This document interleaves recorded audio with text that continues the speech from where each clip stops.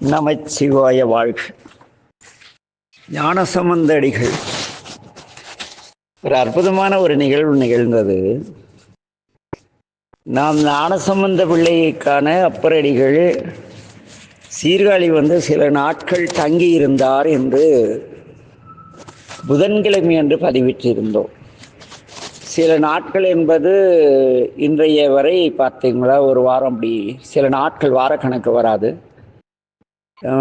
புதன், வியாழன், வெள்ளி, சனி, ஞாயிறு, திங்கள், செவ்வாயாக சில நாட்கள் அந்த அவர்களை தொந்தரவு செய்யக்கூடாது என்று திருவருள் தீர்மானித்தது போதும். ஏனெனில் சில நாட்கள் கழித்து அவர்கள் செல்கிறார்கள் என்று அந்த புராணத்திலே கூறப்படுவதால் இறைவன் சில நாட்கள் அவர்களை சீர்காழியில் தங்க வைத்து பதிகம் கேட்டு கொண்டிருந்தார் போலும்.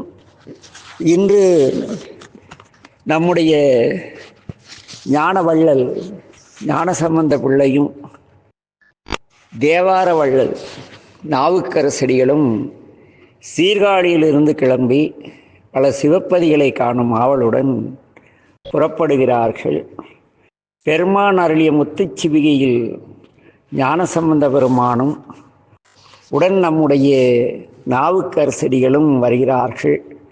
வரும் வழியிலே திருக்கண்ணார் கோயில் சென்று அங்கே கண் ஆயிரமுடைய நாதரை வணங்கி அங்கிருந்து புள்ளிருக்கு வேளூர் வைத்தீஸ்வரன் கோயில் வருகிறார்கள்.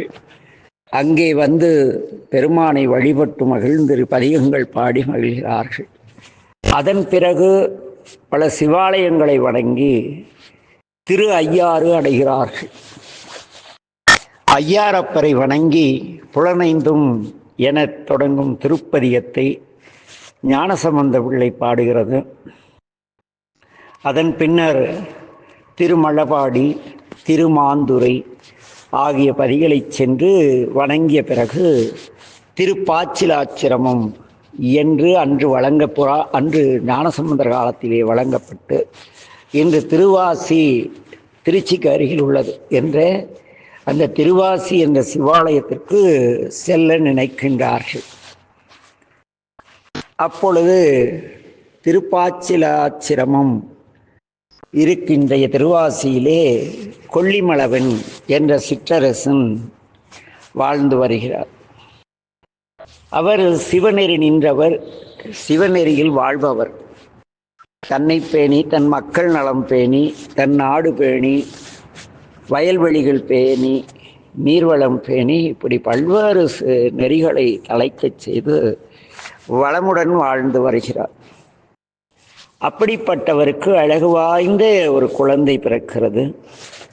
அந்த குழந்தைக்கு முயலகன் என்ற கொடிய நோய் தாக்கி அசைவற்ற நிலையில் இருப்பதை கண்ட அம்மன்னன் தன்னுடைய மகளை திருப்பாச்சிலாச்சிரம் சிவாலயத்தின் உள்ளே படுக்கும்படி செய்து நம் பெருமானின் கருணை எதிர்பார்த்து பல்வேறு நாட்கள் வழிபாடு செய்து கொண்டிருக்கிறார். இந்த முயலகன் என்ற நோய் நரம்பியல் சம்பந்தமான நோய், ஆட்டிசம் என்று இன்று சொல்வார்கள். நரம்பு, அறிவு செயல்படும், உடல் செயல்படாது, உடல் ஒத்துழைக்காது. அந்த குழந்தைகளால் தாங்களால் எதுவுமே தங்களுக்கு தாங்களே செய்து கொள்ள முடியாது. நிறைய குழந்தைகள் படுக்கை நிலையிலே இருக்கும். சில குழந்தைகள் கொஞ்சம் நம்ம பிடிச்சிட்டா நடக்கும். சில குழந்தைகள் ஏந்திரிச்சா ஓடிக்கிட்டே இருக்கும். அவங்க ஒரே சிந்தனை தான் இருக்கும் அந்த குழந்தைகளுக்கு. சில குழந்தைகள் நாம் சொல்வதை புரிந்து கொள்ளும், ஆனால் செய்யாது. இதிலே மிக கொடிய தாக்கம் இதெனில் படுத்த படுக்கையிலேயே கிடப்பது. அந்த நிலையிலே அந்த குழந்தை இருக்கிறது. இவ்வாறு அவர்கள் அங்கே திருப்பாச்சிலாச்சிரமத்திலே கொல்லிமலவன் தன்னுடைய மகளை தங்க வைத்து இறைவனை தினம்தோறும், இறைவா, என் குழந்தையின் உடல்நலம் சரிவர நீங்கள் அருள் செய்ய வேண்டும் என்று பல்வேறு நாட்கள் முறையிட்டு வருகிறார். அப்படிப்பட்ட அந்த சூழலிலே நம்முடைய ஞானசம்பந்த பிள்ளை திருப்பாச்சிலாச்சிரமம் வருகிறது. திருக்கோயிலுக்கு திருஞான சம்பந்தர் வருவதை அறிந்து மிக மகிழ்ந்த கொல்லிமலவர் தனது திருநகரை அலங்கரித்து முத்துப்பள்ளக்கின் அருகே வந்து திருஞான சம்பந்த பெருமானை வீழ்ந்து வணங்கி வரவேற்கிறார். பின்பு அனைவரும் திருக்கோயிலை அடைகிறார்கள். அரசரின் மகளின் நிலையை பார்த்து ஞானசம்பந்த பிள்ளை அன்னையின் பால் உண்டவர் அல்லவா, கருணை பொங்க அந்த குழந்தையை பார்க்கிறார். பிறகு கொல்லிமலவனிடம் என்னென்ன நடந்தது, எப்படி இந்த குழந்தைக்கு இப்படி ஆயிற்று என்றெல்லாம் விசாரிக்கிறார். பிறகு அந்த குழந்தையின் முன்னின்று துணிவளர் திங்கள் துளங்கி விளங்க சுடர் சடை சூட்டி முடித்து என்ற தொடங்கும் திருப்பதிகத்தை அருளி செய்கிறார். இந்த திருப்பதிகத்தின் வேண்டுதலை ஏற்று வேண்டுவோர்க்கு வேண்டுவனையும் பெரும் தலைவராகிய நம்பெருமான் அப்பெண்ணின் முயலகன் நோயை நீங்கும்படி செய்கிறார். அங்குள்ள நடராஜாருக்கு கீழே முயலகன் இருக்க மாட்டார். இந்த சம்பவத்திற்கு பிறகு முயலகன் அந்த சாமி திருவடியில் இல்லாமல் குஞ்சிதபாத நடராஜரை நீங்கள் அங்கே மட்டும்தான் தரிசிக்க முடியும். திரு ஆசி இன்றைய பெயர். ஆக அந்த குழந்தையுடைய நோய் முற்றும் நீங்குகிறது. இந்த நோய் சிறிது குணமுடையுள்ள முழுச குணமுடைந்த குழந்தை சராசரி குழந்தை போன்ற நிலைக்கு வருகிறது. கொல்லிமலவனும் அவரது மகளும் திருஞான சம்பந்தன் திருவடிகளை வணங்கி மகிழ்கிறார்கள். பெருமானின் மீது பேரன்பு பூண்ட சம்பந்தர் அவ்வூரில் சில காலம் தங்கி இருந்து இறைவனை வழிபட்டு திருப்பைநீலி, திரு ஈங்கோய் மலை, திருச்செங்கோடு, திருநனா என்கின்ற பவானி ஆகிய திருத்தலங்களுக்கு சென்று வழிபட்டு கொடுமுடி அப்படி வருகிறார். அங்கே வழிபட்டது கொடுமுடியிலிருந்து திரும்பி வரும் வழியிலே திருச்செங்கோட்டிற்கு மீண்டும் வருகிறார். திருச்செங்கோடு என்பது திருக்கொடிமாடச் செங்குன்றூர் என்ற பழைய பெயர் அந்த ஊரிற்கு. அங்கே ஞானசம்பந்த பிள்ளை வந்த பொழுது சம்பந்த பெருமானின் உடன் வந்த தொண்டர்களுக்கு குளிர் ஜுரம் நோய் வந்துவிட்டது. அனைவரும் நோயினால் துன்புறுகிறார்கள். அதை நீக்கும் பொருட்டு நம் பெருமானை வணங்கி அந்த திருச்செங்கோட்டிலே கைலாயநாதர் ஆலயம் என்றிருக்கிறது. அதற்கும் மேலே இருக்கும் அர்த்தநாரீசுடைய ஆலம் இரண்டும் நம் கண்ணில் தெளிவாக படும்படி ஒரு இடத்திலே ஞானசம்பந்தர் இந்த அவ்வினைக்கு வினை என்ற பதிகம் பாடிய இடம் இருக்கிறது. அங்கே தனியே ஞானசம்பந்தருக்கு திருக்கோயில் உண்டு. திருச்செங்கோடு செல்பவர்கள் அந்த இடத்தை பெரும்பாலும் இந்த ஞானசம்பந்த பெருமான் எந்த இடத்திலிருந்து அவ்வினைக்கு வினை பாடினாரோ அந்த இடத்தை பெரும்பாலும் விவரம் புரியாத அன்பர்கள் தரிசிப்பதில்லை. இனி வருங்காலங்களில் திருச்செங்கோடு சென்றால் அங்கே நம்பெருமானை ஞானசம்பந்த பிள்ளை அவ்வினைக்கு வினை என்று தொடங்கும் திருநீலகண்ட பதிகத்தை பாடி இடத்தை தரிசியுங்கள். ஏனெனில் அது ஞானசம்பந்த பிள்ளையின் பாதம் பட்ட இடம், நின்று பதிகம் பாடிய இடம். சரி, அது இருக்கட்டும். இங்கே வரும். அங்கே நம்முடைய ஞானசம்பந்த பிள்ளை பெருமானை நோக்கி அவ்வினைக்கு கிவ்வினை யாமென்று சொல்லும் மகுதறிவியேன், உய்வினை நாடாதிருப்பதும் தமக்குணமன்றே, கைவினை செய்து எம்பிரான் கடல் போற்றுதும் நாம் அடியோம், செய்வினை வந்து எமை தீண்டப்பெறா திருநீலகண்டம் என்று பேசுகிறார். இறைவா, நாங்கள் மெய்த்தொண்டு செய்கிறோம், கைத்தொண்டு செய்கிறோம், நாங்கள் உளவாரம் செய்கிறோம், நந்தமனம் வளர்க்கிறோம், தங்களுக்கு நீர் கொண்டு வருகிறோம், திருவிளக்கேந்தி, இதெல்லாம் கைத்தொண்டுன்னு பேர். எது கைத்தொண்டு? கையினால் செய்யக்கூடிய மலர் தொடுத்தல், உளவாரம் செய்தல், விளக்கிடல், இதெல்லாம் குப்பைகளை பொறுக்கி ஓரமாக போடுதல், ஒட்டடை அடித்தல், இதெல்லாம் கைத்தொண்டு. நம்முடைய ஞானசம்பந்த பிள்ளையின் உடன் சென்றவர்கள் எல்லாம் தொண்டர்கள், திருத்தொண்டர், கைத்தொண்டு செய்து இறைவனின் கடல் வழிபடுபவர்கள். ஆக அந்த கைவினை செய்து என்ற வார்த்தையை ஞானசம்பந்த பிள்ளை போடும். அந்த பதிகம் பாடிய உடனே தொண்டருடைய குளிசுரம் நீங்கியது. தொண்டர்களுக்கு மட்டுமல்ல, அவ்வூரிலே வாழும் அனைவருக்குமே குளிர்சுர நோய் நீங்கும்படி செய்து அருளினார்.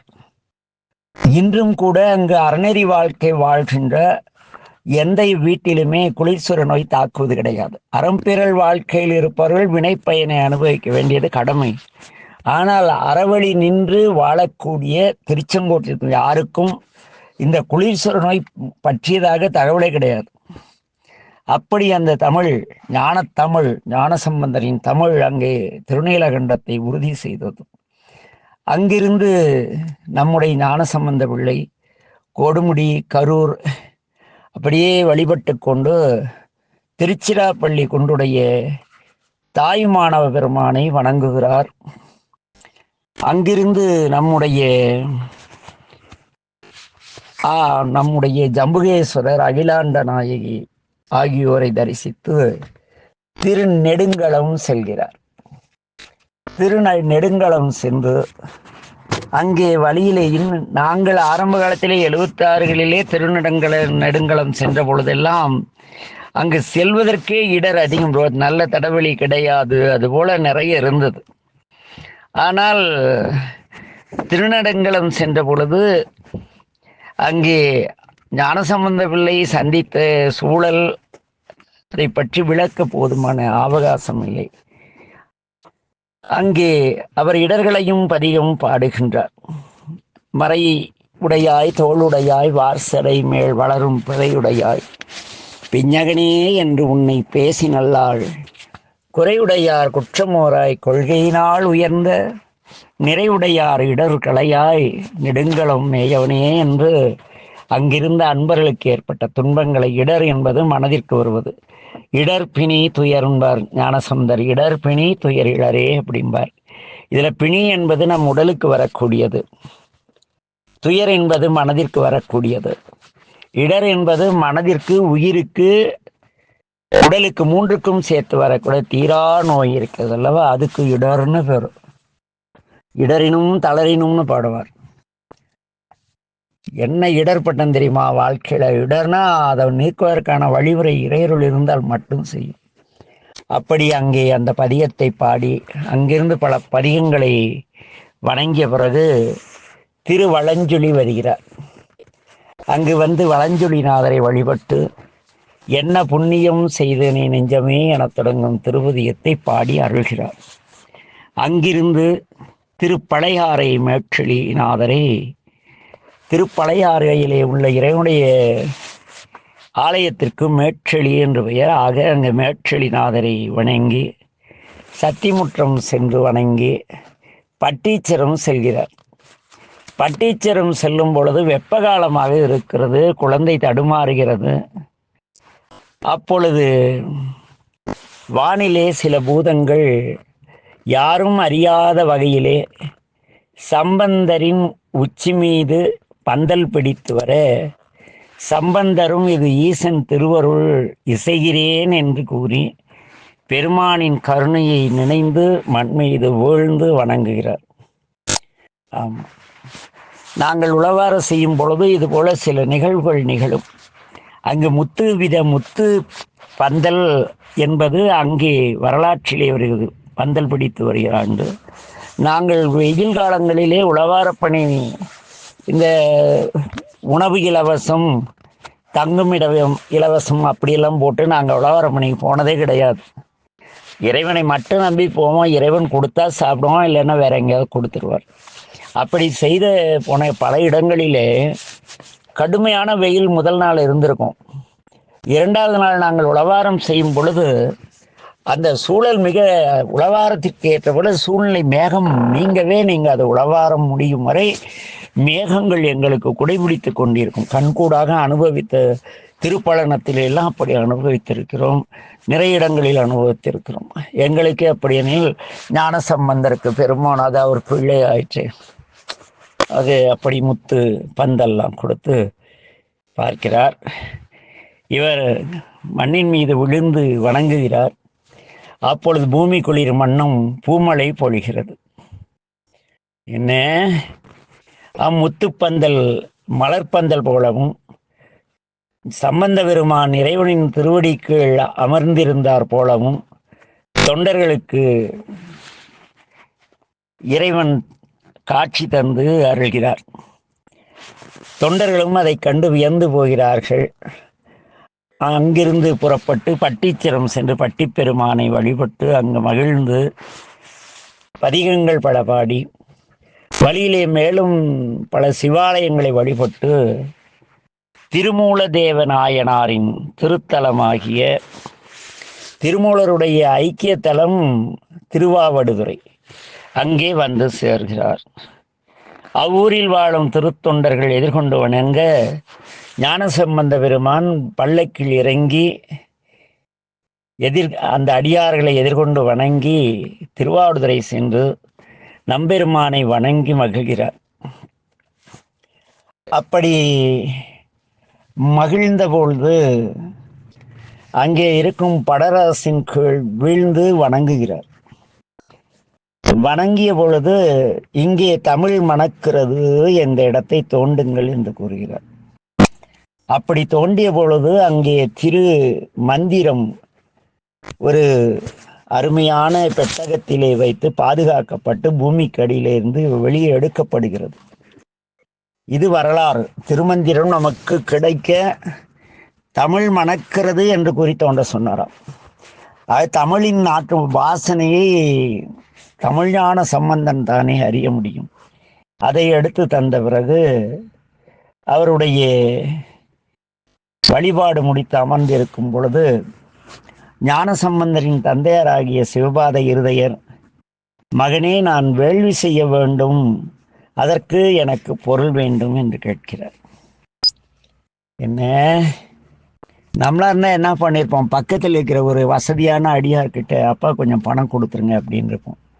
ஆனா ஞானசம்பந்த பெருமான் இறைவனை, ஞானசம்பந்தராகட்டும் நாவுக்கரசடிகளாகட்டும், யாரிடத்தும் சிவருமானை தவிர வேறு யாரிடத்தும் இறக்க மாட்டார்கள். கை நீட்டி இதை கொடு, அதை கொடு அப்படிலாம் பிச்சை எடுக்க மாட்டாங்க.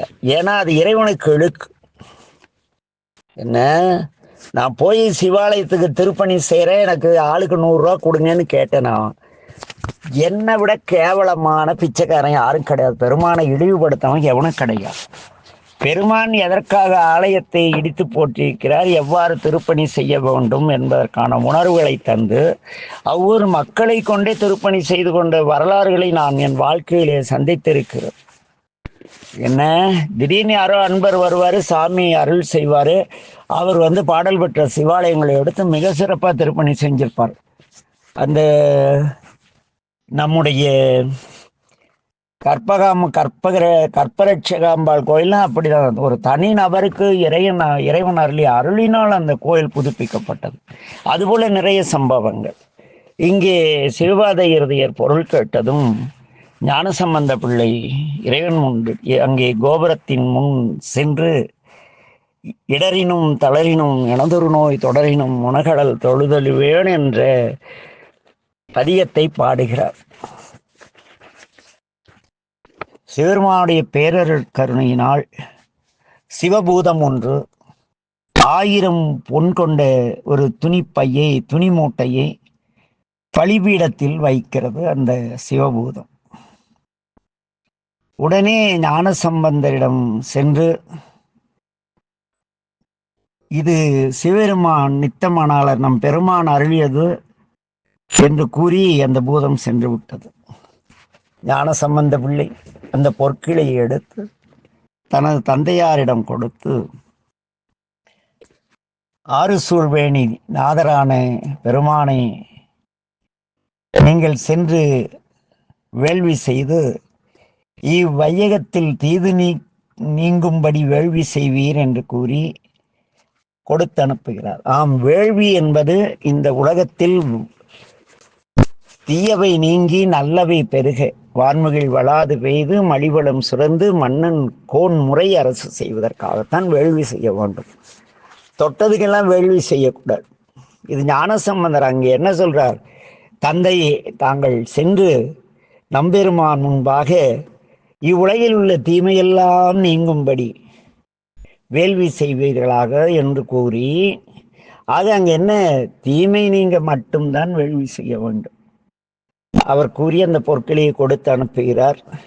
அவர் தந்தையார் சீர்காழி செல்ல நம்பெருமான் திருக்கோளம்பம், வைகள் மாடக் கோயில், திருநல்லம், திருச்சிறுக்குடி, திரு அழுந்தூர், திருத்துருத்தி வழியே மயிலாடுதுறையில் அருளும் அந்த மயூரநாத ஈஸ்வரரையும் அன்னை மயிலாம்பாள் இல்லையா, அவர் ஒயிலாம்பாள் மயிலாம்பாள் அழகிய அபயாம்பிகை. ஐயோ, அபயாம்பிகை சதகம் என்று ஒரு பாடல் இருக்கிறது. அது அபயா மிகப்பெரிய சமாச்சாரம். ஞானசம்பந்தர் வழிபடட்டும், ஏன்னா அவரை உடனே வேற கோயிலுக்கு அனுப்பிச்சிடக்கூடாது. ஏன் தெரியுமா? அந்த அபயாம்பிகை இருக்காளே, அவ அளப்பெரும் கருணையுடையவள். எளியனுக்கு ஒரு அருள் செய்தார். அருள் என்றால் ஈடு செய்ய முடியாத, அதற்கு இணையான அருள் எதுவும் கிடையாது. அப்படி ஒரு பெரிய அருள் செய்தாள் அபயாம்பிகை. ஆக ஞானசம்பந்தருடன் நாமும் தானே இப்பொழுது மயூரநாதரை வணங்கி அபயாம்பிகை முன்பாக நிற்கின்றோம். அவள் என்ன செய்வாள்? அந்த அபயாம்பிகை சதகம் படித்தாதான் அந்த ரகசியம் தெரியும். இருந்தாலும் பரவாயில்ல, நாளை சிந்திப்போம். நமச்சிவாய வாழ்க. எல்லா உயிர்களும் என்புற்று வாழ்க. திருச்சிற்றம்பலம்.